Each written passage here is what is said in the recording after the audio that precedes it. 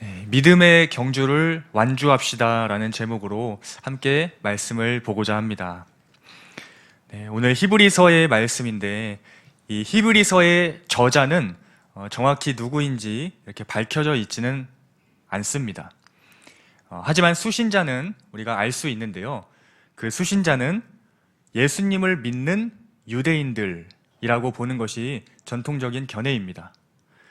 예수님을 믿는 유대인이라면 유대교에서 기독교로 개종한 그런 사람들을 의미하는 것인데, 그렇다면 자기 동족으로부터 얼마나 많은 고난과 핍박을 받았을지 우리가 생각해 볼 수 있습니다. 실제로 유대교에서 기독교로 개종한 자들 중에서 또다시 유대교로 개종하는 자들도 있었기 때문에 히브리서 저자는 오늘의 말씀을 하고 있는 것입니다. 다시 유대교로 돌아가지 말라, 믿음을 지키라 라고 말씀을 하고 있는 것입니다.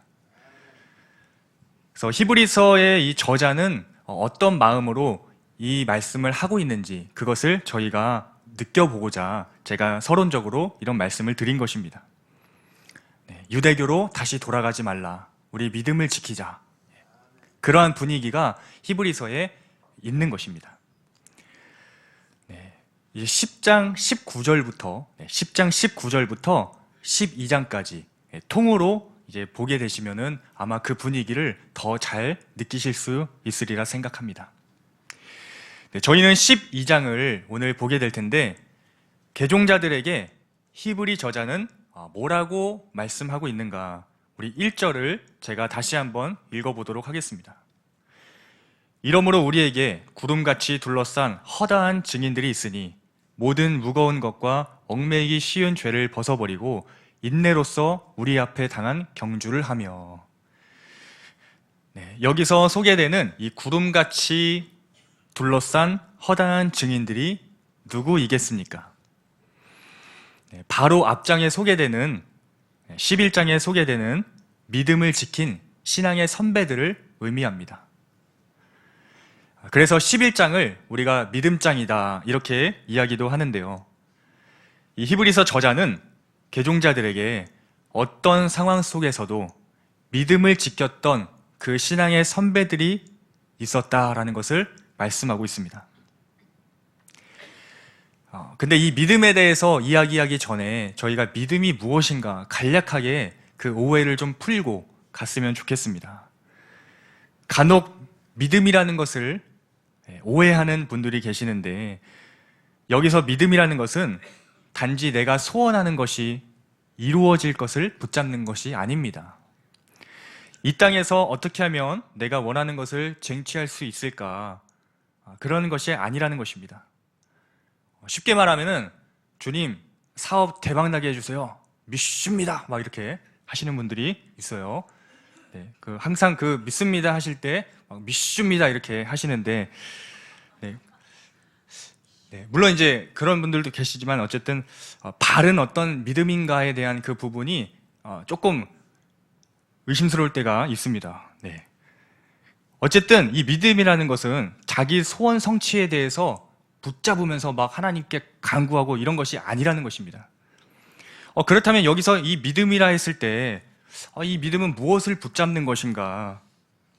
내 소원을 붙잡는 개념이 아니라 보이지 않는 이 하나님의 말씀을 보이는 것처럼 붙잡는 것입니다. 보이지 않는 하나님의 말씀을 붙잡는 것, 이것이 진정한 믿음의 개념이라는 것입니다. 11장에 이 믿음의 선배들을 예로 들면은 다음과 같습니다. 먼저 7절에 노아입니다. 제가 읽어보겠습니다. 11장 7절. 믿음으로 노아는 아직 보이지 않는 일에 경고하심을 받아 경외함으로 방주를 준비하여 그 집을 구원하였으니 이로 말미암아 세상을 정죄하고 믿음을 따르는 의의 상속자가 되었느니라. 아멘. 노아는 아직 보이지 않는 일에 대하여 경고하심을 받았다라고 합니다. 노아는 홍수로 세상을 심판하겠다고 말씀하시는 그 하나님의 말씀을 농담으로 생각하지 않았고요. 믿었습니다. 그래서 120년 동안이나 배를 짓는 모습을 통해 하나님에 대한 믿음을 삶으로 입증했습니다. 8절에 아브라함입니다.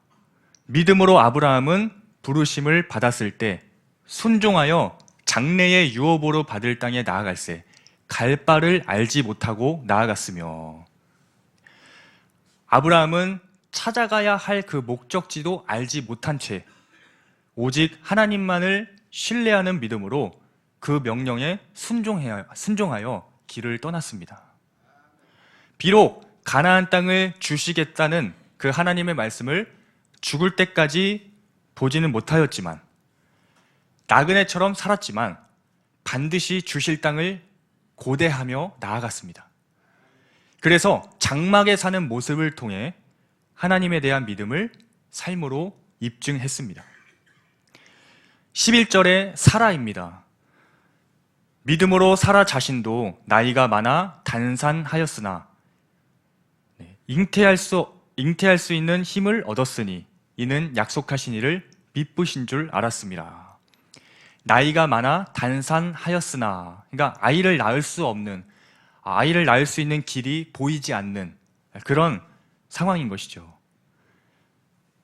살아도 출산할 수 없는 여자의 몸이 되었지만 후손을 주시겠다고 하는 이 하나님의 말씀을 믿었습니다. 그래서 잉태할 힘을 얻어서 이삭을 낳음으로 하나님에 대한 그 믿음을 삶으로 입증했습니다. 세 사람을 보았는데, 노아는 보이지 않는 일에 경고하심을 받았고, 아브라함은 갈 바를 알지 못했고, 사라는 나이가 많아 단산하였다고 합니다. 공통점이 있어요. 다들 길이 보이지 않는 그런 상황이었습니다. 하지만 이들은 보이지 않는 하나님의 말씀을 보이는 것처럼 믿고 전진했습니다. 하나님께서 이룬다고 하셨으니 그냥 그것을 믿고 나아갔던 것입니다. 이 밖에도 요약적으로 그 이후의 말씀들을 보면요, 17절에 아브라함은 이삭을 바치라는 시험에 믿음으로 반응하여서 보이지 않는 하나님의 말씀을 보이는 것처럼 받들었습니다. 22절에도요, 요셉은 죽을 때 하나님께서 이스라엘 백성들을 약속의 땅에 인도해 주실 것을 믿었기에 자기 해골을 가져가라고 말씀을 합니다. 역시 보이지 않는 하나님의 말씀을 보이는 것처럼 받든 것이죠. 25절에 모세가 왕궁에서 왕자로 사는 삶을 버리고 하나님의 백성과 함께 고난받기를 자처한 이유도 상 주시는 이를 바라보았기 때문이었습니다. 눈에 보이는 영광보다도 보이지 않는 하나님의 말씀을 보이는 것처럼 신뢰하며 나아갔던 것입니다. 29절에 이스라엘 백성이 홍해를 육지같이 건널 수 있었는데 눈에 보이는 홍해보다도 보이지 않는 하나님의 말씀을 보이는 것처럼 받들었기 때문이었습니다. 마지막으로 31절에 라합이 정탐꾼을 숨겨준 것도요, 눈에 보이는 그 가나안의 병력보다 눈에 보이지 않는 이 하나님의 말씀을 보이는 것처럼 받들었기 때문이었습니다. 자, 그러면 여기서 말하는 믿음이라는 것이 무엇이겠습니까? 우리가 말하는 어떤 그런 원하는 소원 성취의 개념이 아니라는 것을 금방 알 수가 있습니다. 보이지 않는 하나님의 말씀을 보이는 것처럼 붙잡는 것이 믿음인 줄 믿습니다. 그것이 삶 가운데 나타나는 것이 이제 참된 믿음이다라고 할 수 있는 것입니다. 그래서 믿음은요, 정적인 개념이 아니라 동적인 개념이라고 저는 말하고 싶습니다. 진정 하나님의 말씀을 믿는다면 그렇게 될 것이라고 이미 생각하고 움직이는 것입니다. 특별히 1절 후반에 보면은 인내로서 우리 앞에 당한 경주를 하자고 말씀합니다. 이 믿음 생활, 신앙 생활을 경주로 비유합니다. 왜냐하면 당시 경주라는 것이 익숙한 개념으로 사용되어 왔기에 저자가 이해를 돕고자 이 경주의 비유를 든 것입니다. 로마의 원형 경기장에 대한 운동과 관련된 이미지를 활용하고 있는데 11장의 구름같이 둘러싼 허다한 증인들은 이미 결승선을 넘어서 경주를 완료한 사람들을 이야기합니다. 현재 경주하고 있는 선수는 먼저 통과한 그 사람들을 보면서 소망을 갖고 인내와 끈기로 경주할 수 있다는 것입니다.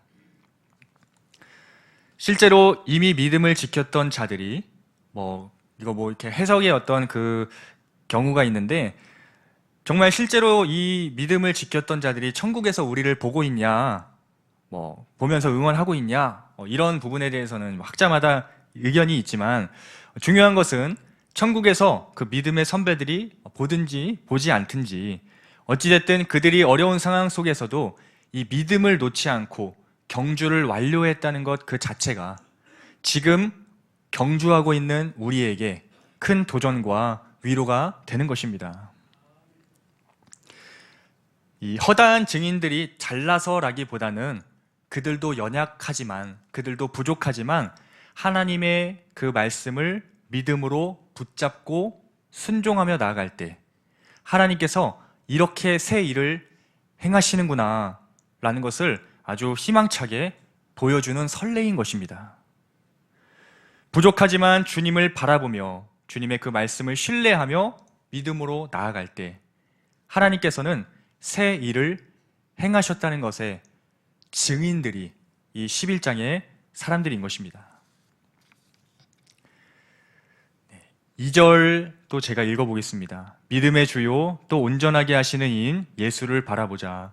그는 그 앞에 있는 기쁨을 위하여 십자가를 참으사 부끄러움을 개의치 아니하시더니 하나님 보좌 우편에 앉으셨느니라. 아멘.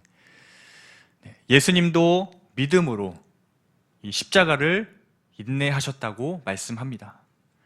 당장 보이지는 않지만 이 하나님의 약속을 바라며 기쁨으로 그 십자가를 참아내신 것입니다. 우리 예수님도 경주를 완주하신 분이라는 것이죠. 믿음의 그 선배들도 있지만 사실은 그들도 주님을 바라보면서, 그 주님의 말씀을 바라보면서 그 뒤를 따라갔던 자들이고, 예수님께서 우리의 최종적인 믿음의 모범이 되어 주시는 것입니다.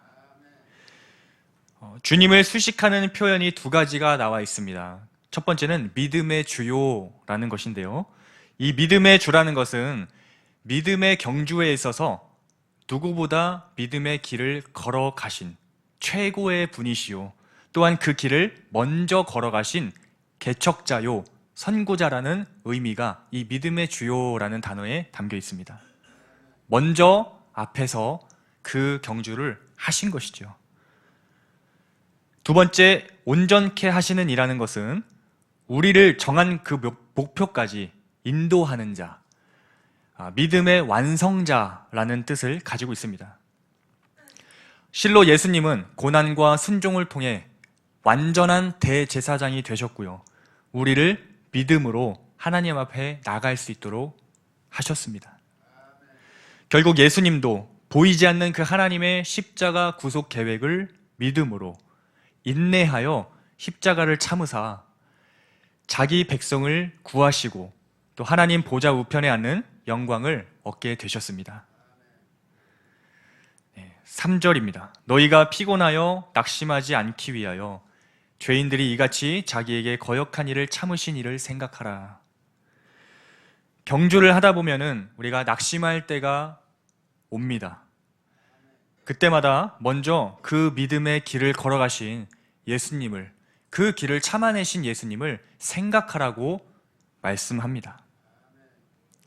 믿음의 사람들은 보이지 않는 그 하나님의 말씀을 보이는 것처럼 믿으며 경주하는 사람들인 줄 믿습니다. 허다한 증인들도 주님을 바라보면서 그 하나님의 말씀을 신뢰하면서 갔던 그 믿음의 길을, 심지어 예수님도 참아내시면서 가셨던 그 믿음의 길을 끝까지 우리도 가는 것입니다. 히브리서 저자는 유대인 개종자들에게 절대 다시 유대교로 개종하면 안 된다, 믿음을 꼭 지켜달라라고 말하고 있다고 말씀을 드렸습니다. 믿음을 흔들리게 하는 어떠한 상황 속에서도 인내하며 하나님의 말씀을 붙잡고 믿음의 길을 걸어가야 한다고 말하고 있는 것입니다. 우리는 과연 이 믿음의 경주를 잘 달리고 있는 선수들인가? 우리가 오늘 말씀을 통해서 우리의 모습을 한번 돌아봤으면 좋겠습니다. 우리가 물론 그 당시의 개종자들처럼 다시 또 개종하여서 유대교로 돌아간다거나 그런 일은 없겠지만 하나님의 말씀을 믿음의 방식으로 살아내지 못하고 회피하며 담임 목사님 말씀하셨던 것처럼 옛 습성 내지 옛 어떤 나의 경험, 지식을 따라 살아가려고 하는 것은 아닌지 우리가 그런 부분들을 돌아보자는 것입니다. 예수님께서는 누가복음 18장 8절에서도 이러한 말씀을 하셨습니다. 인자가 올 때에 세상에서 믿음을 보겠느냐. 마지막이 가까이 올수록 많은 사람들이 세상의 풍조에 휩쓸려서 이 믿음의 경주를 포기하게 되는 일이 혹시 있지 않을까 하고 주님은 염려하시는 것입니다. 그 염려가 이 말씀 속에 담겨 있는 것이죠. 보이지 않는 하나님의 말씀을 보이는 것처럼 붙잡고 살아갈 수 있는 우리가 다 될 수 있기를 간절히 소망합니다. 옛 습성에 매여서 나의 어떤 경험 또는 나의 지식, 세상의 어떤 그 풍토에 매여서 이 믿음의 길을 완주하지 못하는 그런 일이 없기를 간절히 원합니다. 옛 습성에 매인다는 것은 하나님의 말씀이 아니라 말씀드렸던 것처럼 개인의 지식이나 경험과 같은 것에 매이는 것을 의미합니다. 예를 들어 아까 그 증인들을 우리가 살펴보았는데요. 노아가 하나님의 말씀에 매이지 않고 그런 자신의 경험이나 지식에 매였다면 120년 동안 방주를 지을 수 있었겠습니까? 그리고 아브라함이 갈 바도 알지 못하고 어떻게 그렇게 무작정 갈 수 있었겠습니까? 사라가 단산한 그런 상태인데도 어떻게 소망을 가질 수 있었겠습니까? 아브라함이 이삭을 번제로 어떻게 그렇게 바칠 수 있었겠습니까? 요셉이 자신의 해골을 어떻게 그렇게 부탁할 수 있었겠습니까? 모세가 왕자의 자리를 버리고 고난받기를 어떻게 그렇게 자처할 수 있었겠습니까? 이스라엘 백성들이 홍해를 마른 땅과 같이 어떻게 그렇게 건널 수 있었겠습니까? 라합이 정탐꾼을 어떻게 그렇게 숨겨줄 수 있었겠습니까? 다 믿음 때문에 가능한 일이었습니다. 이렇게 믿음은 보이지 않는 것과 같은 이 하나님의 말씀을 붙잡고 가는 것입니다. 믿음에는 세상적인 계산이 들어가지 않습니다. 하나님의 말씀과 순종만 존재할 뿐입니다. 혹시 나는 믿음의 주요 온전케 하시는 그 예수님을 바라보며 믿음의 경주를 하고 있는가? 오늘 말씀을 통해서 돌아봅시다. 혹시 믿음을 방해하는 요소들 때문에 하나님의 일하심을 경험하지 못하고 있다면 안타까운 모습일 것입니다. 이제는 믿음의 방식으로 주님을 바라보며 우리가 경주할 수 있기를 소망합니다. 말씀을 정리하면서 결론을 맺을까 합니다.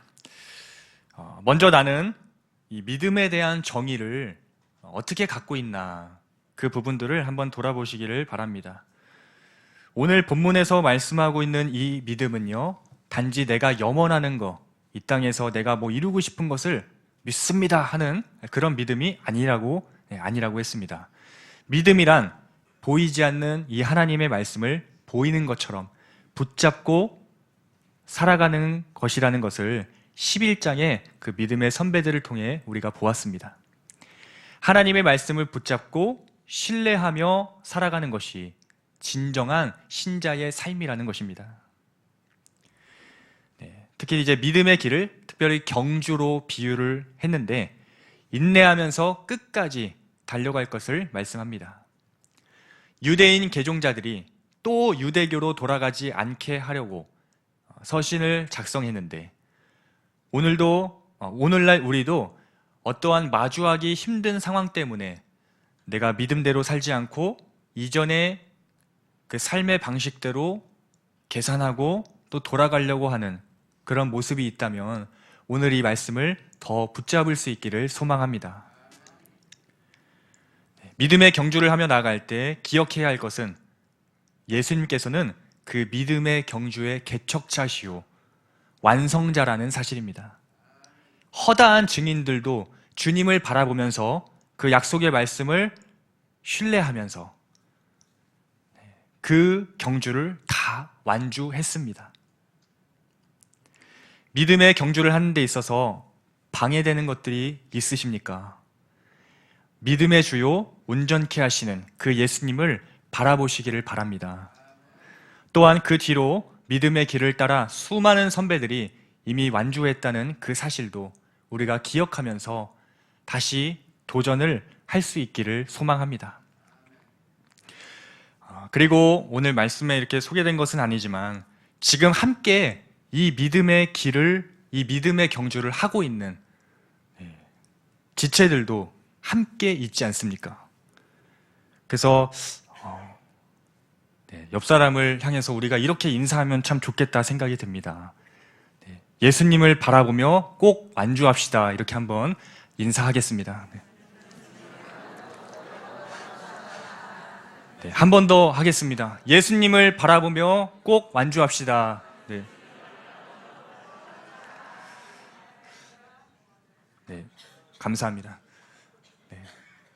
우리가 가는 이 믿음의 경주는 외로운 경주가 아닙니다. 예수님이 계시고 또한 신앙의 선배들이 이미 성경에 많이 기록되어 있고요. 또한 주변에 동역자들이 있기에 이 경주를 우리가 완주할 수 있는 것입니다.